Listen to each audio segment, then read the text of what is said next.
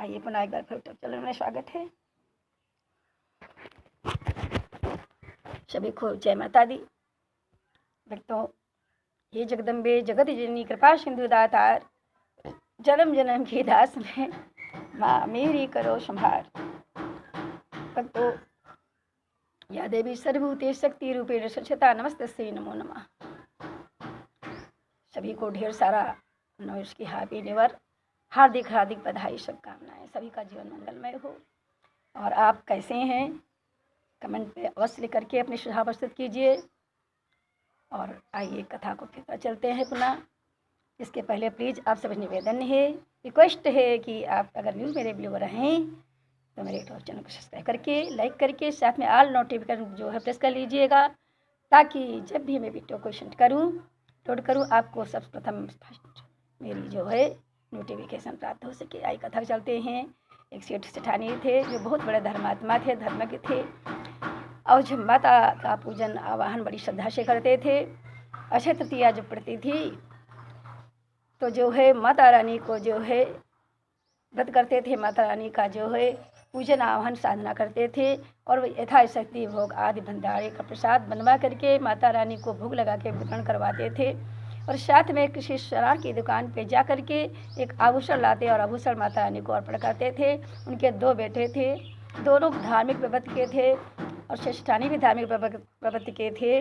मंदिरों में सत्संग करना, भजन कीर्तन करना, धर्म कार्य में रुचि निष्ठा करना, मंदिरों के आयोजन में सहयोग करना और व्रत उपास करना, ये सारे श्रद्धा के कार्य जो है उनसे श्रेष्ठानी के थे। 2 बेटे थे, मोहन और सोहन। दोनों बेटों को प्रतिपाल किया, शिक्षा दीक्षा दी, और साथ में जो है बच्चे ठीक समय बड़े हो जाते हैं। और बड़े होते हैं तो बड़े बेटा का जो है विवाहिक पद जीवन जो है संपन्न कर देते हैं। बहू आ जाती है। बहू जो है का नाम निर्मला था। बहू बहुत संस्कारी धार्मिक प्रवृत्ति थी, सबका आदर सम्मान करती, सभी की आज्ञा मानती, सबसे प्यार स्नेह करती थी। घर में जो है माता लक्ष्मी की कृपा से, माता रानी की कृपा से अब जो है पार धन बहुत सुख संपत्ति थी। सुखपूर्वक आनंद से जीवन व्यतीत कर रहे थे। जो है इसी बीच में अक्षय तृतीया आती है। 1 वर्ष पूरा हो जाता है धीरे धीरे। तो सेठ जी पुनः फिर जो है पहले की भांति में अक्षय तृतीया को माता रानी का व्रत करते हैं, उपास करते हैं, मंदिर में जाते हैं, सत्संग भजन कीर्तन करते हैं, और श्री सोनार की दुकान पे, ज्वेलर्स की दुकान पे जाते हैं और एक कोई भेंट लाती हैं, माता रानी को अर्पण करते हैं। और उसके बाद पहले ब्राह्मण देवता का सेठ जी का नियम था कि जब कोई भेंट लाते थे तो अपनी धर्म पत्नी को दे देते थे प्रसाद के रूप में। अब बहुएँ आ गई थी तो इसलिए उन्होंने विचार किया कि माता रानी का प्रसाद है, बड़ी बहू को देना चाहिए।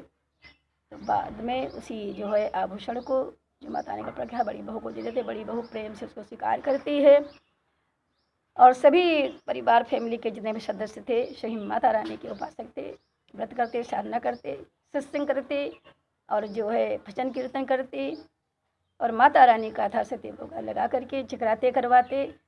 ऐसे माता रानी प्रसन्न होती थी और अपार सुख संपत्ति थी। लेकिन जब दूसरी बहू आ जाती है तो वो बहू उसके विपरीत हो जाती हो, कलह कलेश घर में फैलाने लगी, और अधर्मी प्रवृत्ति की थी, किसी का कहना नहीं मानती, किसी का आदर सत्कार नहीं करती, सबसे पहले भोजन कर लेती, किसी को भोजन नहीं पूछती थी। और जो है इसी प्रकार समय बीतता गया। फिर 1 वर्ष हो गया, फिर वही समय आ गया, अक्षय तृतीया आ गई, माता रानी के व्रत का समय आ गया। पंडित जी ने फिर जो है सेठ जी ने व्रत जो है किया, माता रानी की प्रतिमा लाए, उसको जो है प्रतिष्ठित किया, पूजा आवाहन किया, यथाशक्ति भोग आदि लगाए, और आभूषण जो है पूर्वत के पहले की भांति में आभूषण लाए। ज्वेलर की दुकान पे जा कर के माता रानी के प्रसाद में आभूषण वस्त्र आदि अर्पण किए। और बाद में सोचा कि पहले मैं बड़ी बहू को देता था, अब ये छोटी बहू आ गई तो इसको प्रसाद देना चाहिए। उन्होंने उसका प्रसाद जो माता रानी का था छोटी बहू को बुलाया और देना उचित समझा। छोटी बहू को जो है इस बार जैसे ही आभूषण दिया, इस बार जो है जो सेठ जी हार लाए हुए थे तो जैसे हार दिया वो निकाल करके पहनने के लिए बहू ने उसके सामने फेंक दिया और कहा, मुझे नहीं चाहिए भेंट, मेरे यहाँ ऐसी भेंट जो तुमने मुझे दान के प्रसाद के रूप में माता रानी का दिया है, ये नौकर चाकर पहनते हैं, मैं इस प्रसाद को नहीं स्वीकार करूँगी। इस जो है बहू के दुर्व्यवहार से सेठ जी को बहुत कष्ट हुआ, कलेश हुआ, किंतु करते क्या, उन्होंने जो है मन ही मन अपने आप को ग्लानि पश्चाताप किया कि मेरी पहली बहू कैसी थी, जो है संस्कारी धर्मज्ञ, और दूसरी बहू जो है कुछ संस्कारी, जो है कुविचारी और जो है कुसंगति में पलने वाली आ गई, जिससे मेरे घर का सारा धन वैभव नष्ट हो गया है और मेरे पास जो है धन संपत्ति नहीं रह गया है, भोजन करने का भी अनाज आदि नहीं रह गया है, वस्त्र पहनने के लिए शरीर पे जो है आभूषण तो दूर रहा, वस्त्र भी नहीं रह गए हैं। और बड़ी बहू जो थी ये सब देख करके जो है बहुत चिंतित हुई और रात में जो है उसको माता रानी का चिंतन किया। स्वप्न में साकार दर्शन देती है माता रानी आकर के। बड़ी बहू जो है नेत्रों से जल प्रवाहित होने लगा। माता रानी ने कहा कि बेटी तुम्हारे यहाँ जो है जो दूसरी बहू आई है, को बेचारी है, अधर्मी है, नीच है, पाखंडी है, छल दंभ करती है, इसी कारण जो है तुम्हारा सारा धन नष्ट हो गया है।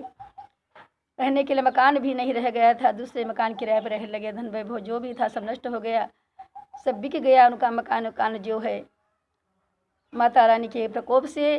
तो कहा ऐसा है, इसको निकाल दीजिए घर से। बहू जो बड़ी बहू से माता रानी दर्शन दिया था, जिस बहू से कहने लगी कि इसको निकाल दीजिए, अन्यथा ये तुम्हारे घर का सत्यानाश कर देगी और जो है इसके चरण जहाँ जाएंगे वहाँ ही जो है इस प्रकार का हाल होगा। सुख संपत्ति माता रानी की नहीं रहेगी, सर्वस्व नष्ट हो जाएगा, कला कलेश रहेगा, दुख दारिद्र सब आ जाएगा।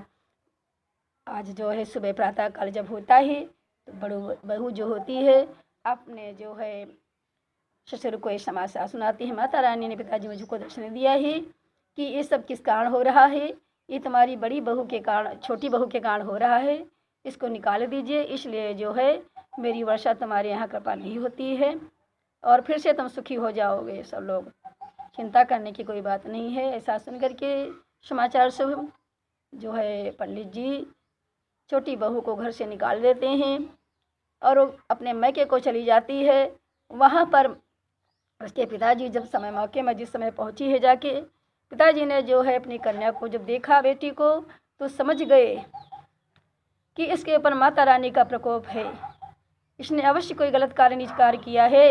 इसके परिवार के तो सब धर्मी हैं और सब जो है सत्संगी हैं, सब भगवत भजन प्रवचन करते हैं और ये जो है कोई नीच कर्म करके यहाँ हमारे यहाँ आई है, इसलिए इसको रखना ठीक नहीं है। कहा बेटी यहाँ कहा ऐसा है तो नीच है, यहाँ से वापस चली जा, तो तेरे पैरों में कुलक्ष्मी का वास हो चुका है, जहाँ तू जाएगी वहाँ सर्वस्व नष्ट हो जाएगा, कला कलेश आ जाएगा। अब बेटी को ठेस लगी, समझ गई कि मैंने जो है गलती की है, ये माता रानी के प्रकोप का जो है परिणाम है। उल्टे पाँव अपने जो है ससुराल को वापस आ जाती है वक्त और जो है अपने सास ससुर से क्षमा याचना मांगती है और संपूर्ण परिवार की तरह सभी सदस्यों की तरह वो भी माता रानी का व्रत उपवास करती है और माता रानी का जो है गलती से क्षमा याचना मांगती है। और फिर से सभी साल व्यतीत होता हंसते खेलते हुए माता रानी की पूजा आवाहन करते हैं, माता रानी की कृपा बरसती है। फिर जो है सुख संपत्ति आती है, घर में खुशहाली आती है, शांति आता और आनंद का वातावरण छा जाता है। ये माता रानी के भक्तों की जो है कृपा का विशेष प्रभाव था।